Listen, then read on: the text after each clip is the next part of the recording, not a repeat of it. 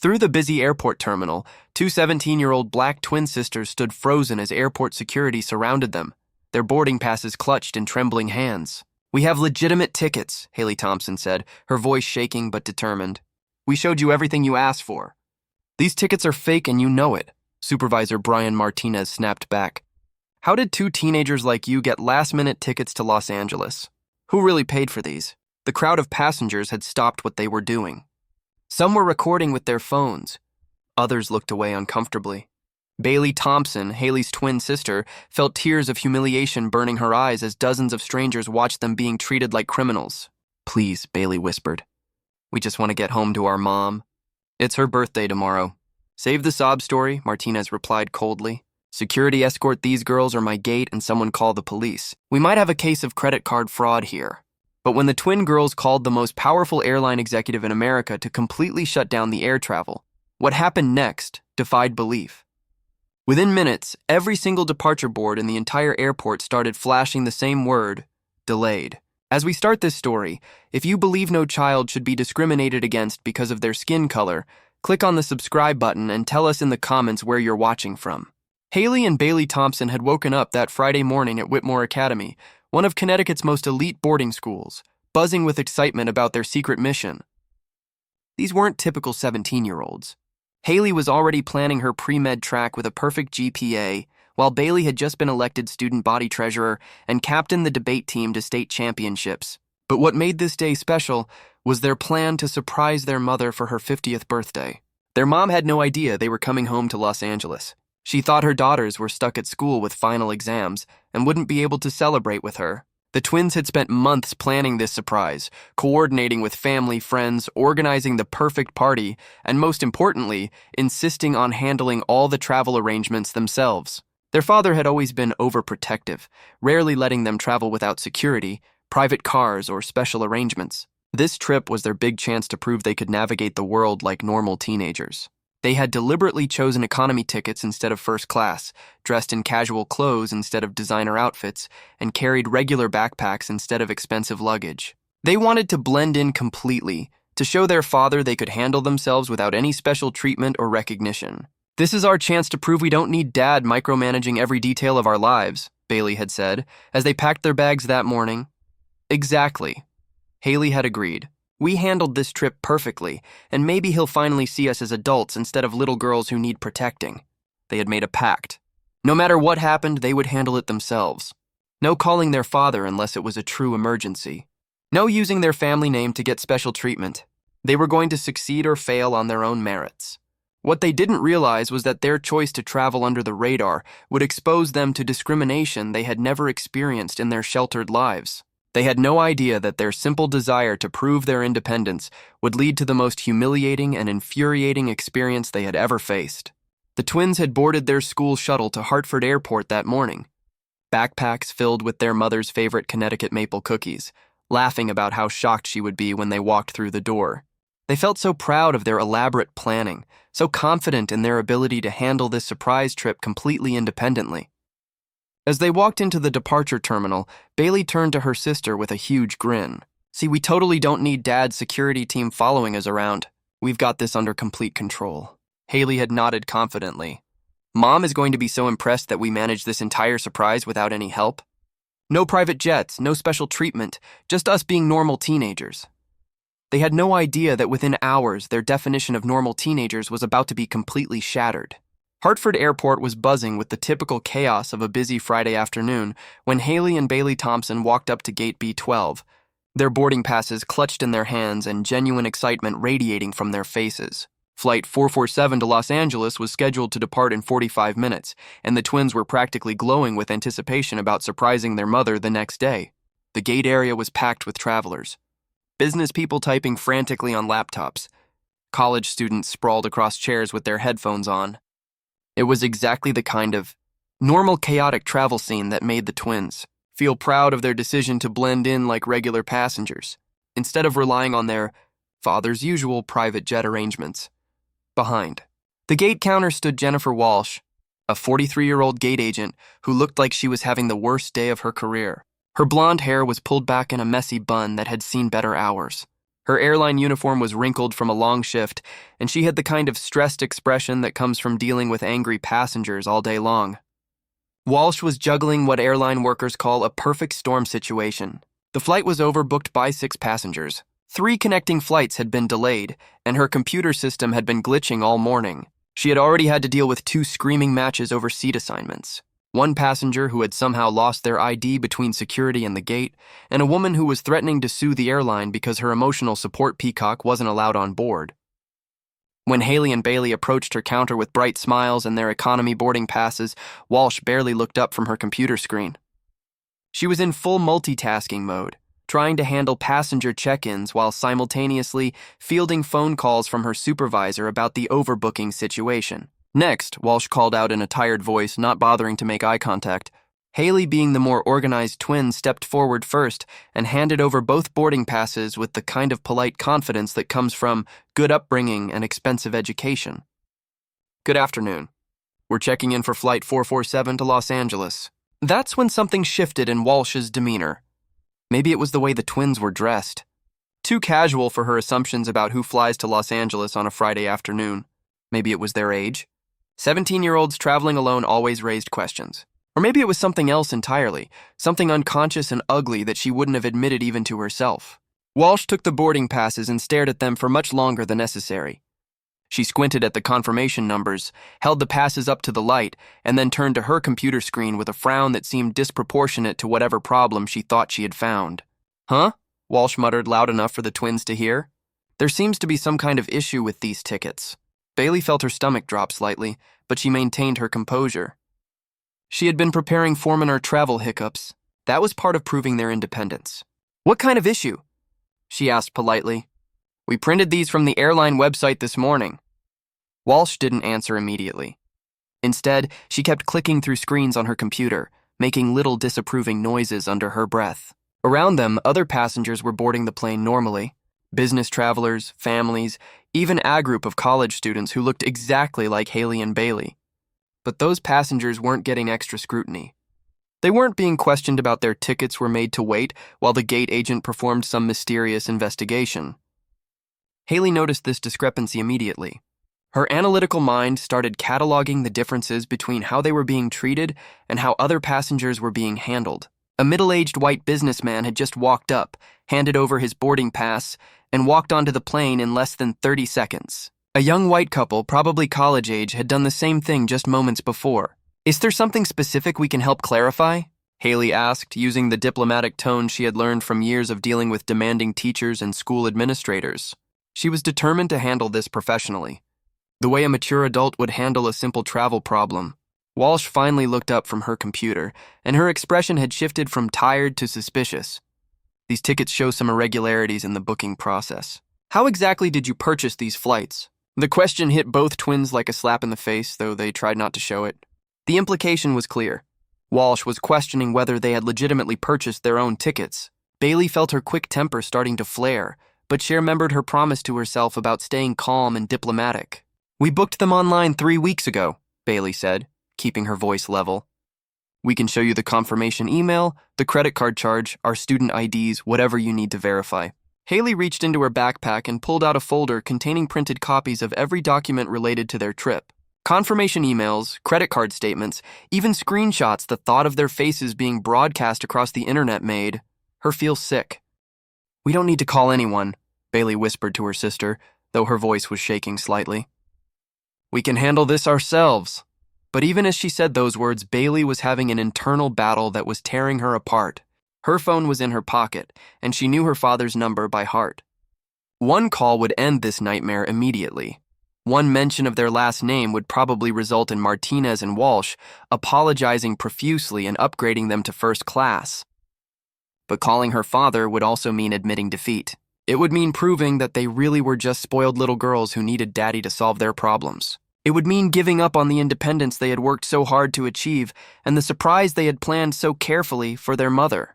Haley was wrestling with similar thoughts, but her analytical mind was also trying to calculate the broader implications of their situation. "If we call him now, he'll never trust us to travel alone again," she whispered to Bailey. "He'll say this proves we're not ready for independence, and we'll be back to security details and private jets for everything."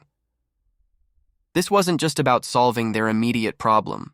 This was about their entire future relationship with their father and their ability to live as autonomous young adults.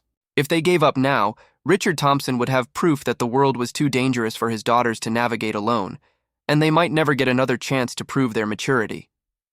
Martinez was getting more aggressive, demanding to speak to their parents immediately and threatening to call airport police if they couldn't provide satisfactory verification of their travel arrangements. Other passengers were openly staring now, some looking sympathetic, others looking annoyed at the disruption to their own travel plans. An elderly white woman sitting nearby stood up and walked over to the gate counter. "Excuse me," she said to Martinez, "but I've been watching this entire interaction, and these young ladies have been nothing but polite and cooperative. They've shown you multiple forms of identification and documentation. What exactly are you looking for that they haven't already provided?" Martinez turned his aggressive energy toward the woman who had dared to question his authority. "Ma'am, this is airline business and doesn't concern you. Please return to your seat." But the woman didn't back down. "Actually, it does concern me because I'm a paying passenger on this flight, and you're delaying our departure to harass two teenagers who clearly have legitimate tickets. This is discrimination, plain and simple." Other passengers started murmuring, "Agreement." A young white man called out, "Yeah, I've been watching too, and this is obviously unfair. Let them board the plane." A black woman, traveling with her family, stood up and said, "This is exactly the kind of treatment that makes flying miserable for people who look like me and my children." The situation was escalating beyond Martinez's control, and he was starting to realize that his aggressive approach was backfiring. But instead of admitting he might be wrong, he doubled down on his authority. "I need everyone to return to their seats immediately, or I'll have to call security for crowd control." That's when he made the call that would change everything. Martinez picked up the gate phone and dialed airport security. "This is Supervisor Martinez at Gate B12. I need an officer here immediately for a passenger verification issue that's becoming disruptive." Haley and Bailey looked at each other with growing panic. Security meant this was no longer just an airline customer service issue. This was becoming a potential legal situation. They could be detained, questioned by police, possibly even arrested if Martinez convinced security that they were trying to travel with fraudulent documents. Bae's hand moved toward her phone instinctively. Every fiber of her being was screaming that it was time to call for help. Time to end this nightmare before it got any worse. But Haley caught her wrist and stopped her. "We promised each other we'd prove we could handle anything," Haley whispered urgently. "We said no matter what happened, we wouldn't run to Daddy for help." "But Haley," Bailey whispered back, "they're calling security. This could go on our record. This could affect college applications, scholarships, everything we've worked for. If we call him now, we'll never get another chance to prove our independence," Haley insisted. "He'll use this as proof that we need protection from everything. We'll be right back to being treated like helpless children." The internal struggle was visible on both twins' faces. They were caught between their pride and their practical need for help, between their long-term goals for independence and their immediate need to solve this crisis. Other passengers could see them whispering urgently to each other, could see the phones in their hands, could sense that they were debating whether to make a call that might end their ordeal. If you were with the twins, what would you have advised them to do? Would you support them handling it themselves and risk being arrested, or to accept defeat and give a call to their dad to help them out? Tell us in the comments and share this video to others so they can learn too. When Airport Security Officer David Kim arrived at Gate B12, the situation had already attracted a small crowd of concerned passengers. Kim was a professional who had been trained in de-escalation techniques, and he immediately sensed that whatever was happening here had gotten out of hand. Kim was a Korean-American man in his 30s who took his job seriously, but also understood the importance of treating all passengers with dignity and respect. Unlike Martinez, Kim didn't make assumptions about people based on their appearance, and he had seen enough real security threats to know that two polite teenagers with documentation probably weren't dangerous criminals. "What seems to be the problem here?" Kim asked, addressing Martinez, but also making eye contact with the twins to signal that he was going to hear all sides of the story. Martinez launched into his explanation, painting Haley and Bailey as suspicious characters who were trying to board with questionable tickets and who had refused to provide adequate verification of their identity. But Kim was listening to more than just Martinez's words. He was watching the twins' body language, observing the other passengers' reactions, and trying to get a complete picture of the situation. The twins looked at each other again, both thinking the same thing. This was their last chance to handle the situation independently. Once they involved their father, once they used their family connections, they would never be able to claim they had proven their ability to navigate the world on their own. Bailey's phone was still in her hand, her finger hovering over their father's contact information. Haley was watching her sister's face, knowing that they were both thinking about the same phone call that could end their humiliation in minutes. But they were also thinking about their mother, waiting at home with no idea that her daughters were planning to surprise her. They were thinking about the months of planning, the excitement of proving their independence, and the promise they'd made to handle this trip entirely on their own. "We don't need to call anyone," Bailey said again, but her voice was less certain than before. "We can handle this ourselves. We have all the documentation they need."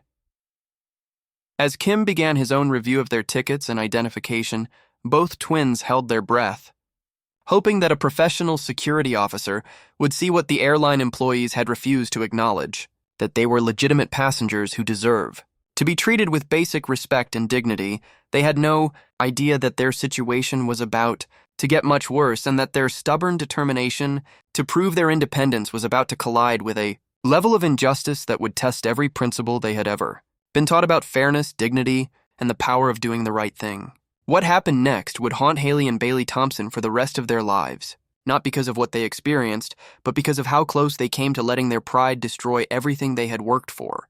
After Security Officer David Kim arrived and began his review of their documentation, Jennifer Walsh seemed to realize that her supervisor's aggressive approach might not be enough to make their problem disappear. Instead of backing down or admitting that maybe, just maybe, 2 honor students with perfect documentation might actually be legitimate passengers, Walsh decided to escalate the situation to a level that would shock everyone watching.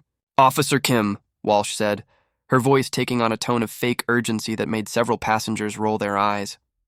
"After reviewing these tickets more carefully, I can definitively say that these are fraudulent documents. These girls are attempting to board our aircraft using fake tickets. And I believe this constitutes criminal fraud." The words hit the crowded gate area like a bomb exploding. Fraudulent documents, criminal fraud. These weren't just accusations anymore. These were potential felony charges that could destroy 2 teenagers' entire futures with a single arrest record. Haley felt the blood drain from her face as the reality of Walsh's accusations sank in. This wasn't just about proving their independence anymore. This wasn't just about missing their mother's surprise party. If Walsh convinced security that they were committing fraud, they could be arrested, charged with crimes, and have criminal records that would follow them for the rest of their lives. Martinez did a single phone call. The same administrators who had been nowhere to be found when 2 teenagers were being accused of fraud were suddenly very interested in customer service and proper procedures. Haley and Bailey watched their father's approach with a mixture of emotions that was almost overwhelming. Relief that their nightmare was finally ending. Embarrassment that their independence experiment had failed so spectacularly. Love for the man who had dropped everything to rescue them, and just a tiny bit of shame that they had needed rescuing at all. Richard walked straight to his daughters, ignoring every airport official and airline employee who was trying to get his attention. "Are you hurt?" he asked immediately, his hands gently checking their faces and arms like he was looking for physical injuries. "Did anyone touch you? Did anyone threaten you physically?" "We're okay, Dad," Haley said, though her voice was still shaky from the stress of the past few hours. "They didn't hurt us, but they were going to have us arrested." That's when Richard Thompson turned to face Jennifer Walsh, Brian Martinez, and Officer Kim with an expression that made several nearby passengers take a step back. The controlled fury in his voice was more terrifying than any shouting could have been. "I am Richard Thompson, CEO of Aero Global Industries," he said, and the impact of those words was immediate and devastating. Aero Global Industries was the parent company that owned not just this airline, but a dozen other major carriers, several airport management companies, and a significant portion of the aviation industry's infrastructure. Jennifer Walsh had just spent hours accusing the CEO's daughters of fraud. Brian Martinez had just threatened to have the boss's children arrested. They had both just committed career suicide in the most public way possible. Walsh's face went completely white as the reality of the situation hit her. Martinez looked like he was about to faint.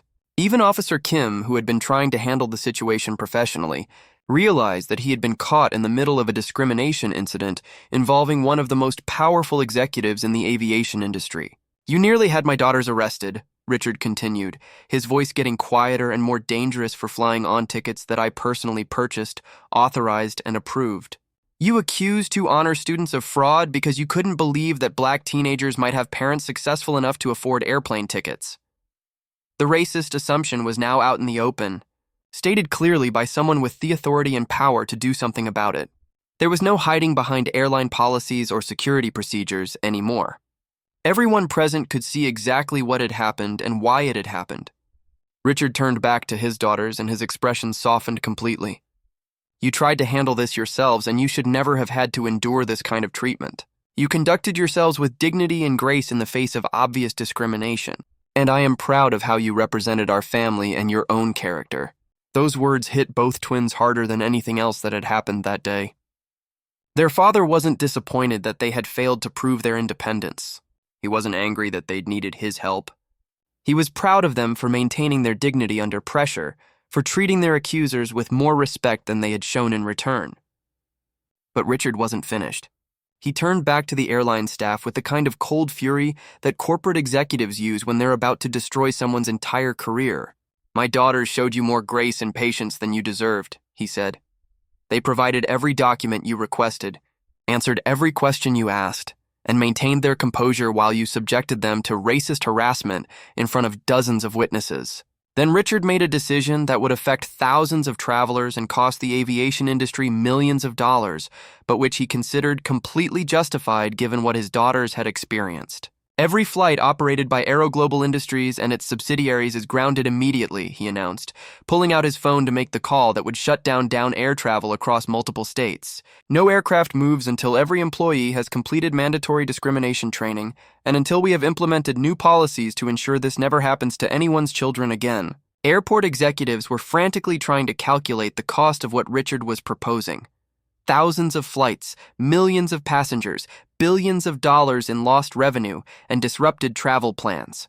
But Richard Thompson had the authority to make that decision, and he was willing to accept the financial consequences if it meant protecting other families from what his daughters had experienced. Your independence matters, he said to Haley and Bailey, but your safety and dignity matter more. You should never have to choose between proving your maturity and protecting yourselves from discrimination.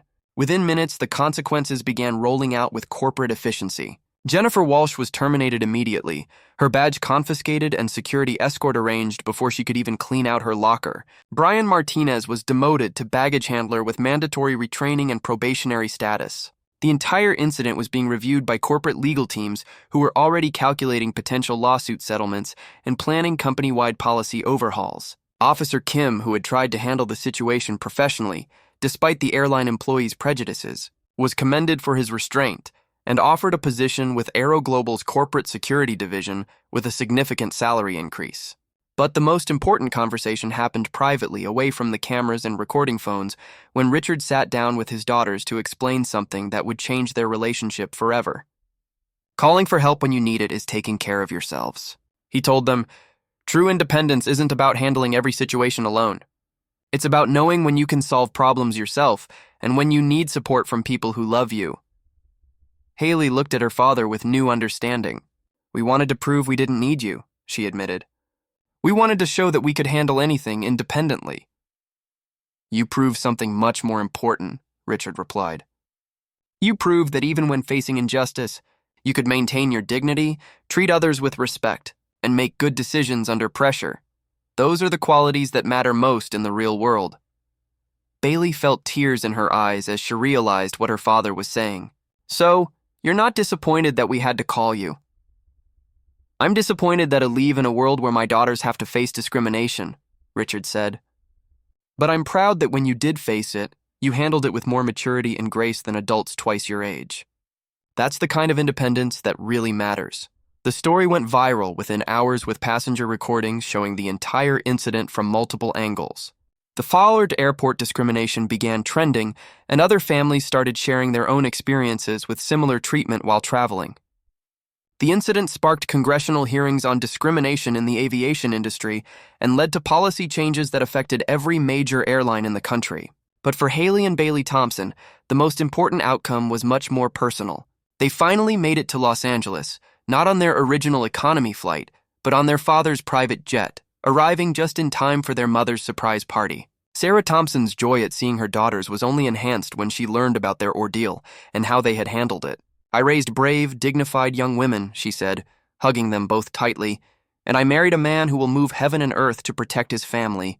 The surprise party became a celebration not just of Sarah's 50th birthday, but of a family that had learned important lessons about the balance between independence and support, that between self-reliance and knowing when to ask for help. 6 months later, Haley and Bailey graduated from Whitmore Academy with full college scholarships and a deeper understanding of both injustice and their own strength. They had learned that true independence doesn't mean facing every challenge alone. It means having the wisdom to know when you can handle something yourself and when you need backup from people who love you. Their father's response to their ordeal had cost the aviation industry hundreds of millions of dollars and changed policies that affected millions of travelers. But Richard Thompson considered it the best money he'd ever spent because it had protected his daughters and potentially prevented other families from experiencing the same discrimination. The Thompson family learned that independence and family support aren't opposites. They're complementary forces that make each other stronger. Sometimes the most independent thing you can do is admit when you need help. And sometimes the most loving thing a parent can do is let their children try to handle challenges on their own while being ready to step in when those challenges become unfair or dangerous. And most importantly, they learned that dignity under pressure, treating others with respect even when they don't deserve it, and standing up against injustice are the qualities that really define character and independence. Those lessons would serve Haley and Bailey well as they continued growing into the remarkable young women their parents had raised them to be. If you enjoyed this story, click on the subscribe button and share with others so they can learn too.